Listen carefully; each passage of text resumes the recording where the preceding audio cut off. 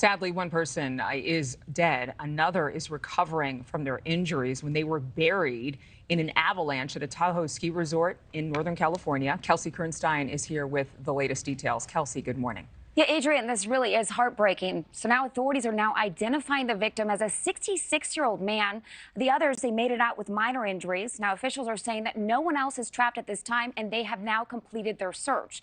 But video here is showing skiers and rescue crews digging through the snow, looking for anyone who was trapped. Now, this we know happened around 9 o'clock Wednesday morning, just 30 minutes after the Palisades Tahoe Resort opened. We know that two others were also caught in this avalanche, but rescue crews were able to pull them out safely. Now, authorities say that the avalanche debris was about 150 feet wide, 450 feet long, and 10 feet deep. The National Weather Service said that this particular area was under a winter storm warning due to high winds and a forecast of up to 2.5 feet of snow.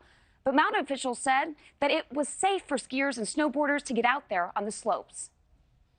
We've had ski patrol up there doing avalanche control assessments since Sunday. So for the past few days, they've been up there doing control work, evaluating weather conditions, setting up all the safety markings, hazard markings, et cetera, to get it prepared for today's opening. We'll evaluate the conditions, and based on our expertise and our experience and the history, if we deem these conditions safe, then we will open.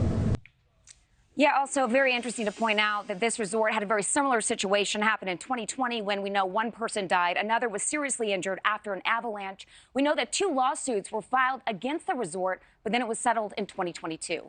Adrienne. Thank you, Kelsey. Thank you for watching. Go to newsnationnow.com to find News Nation on your television provider. And don't forget to click the red subscribe button below to get more of News Nation's fact-driven, unbiased coverage.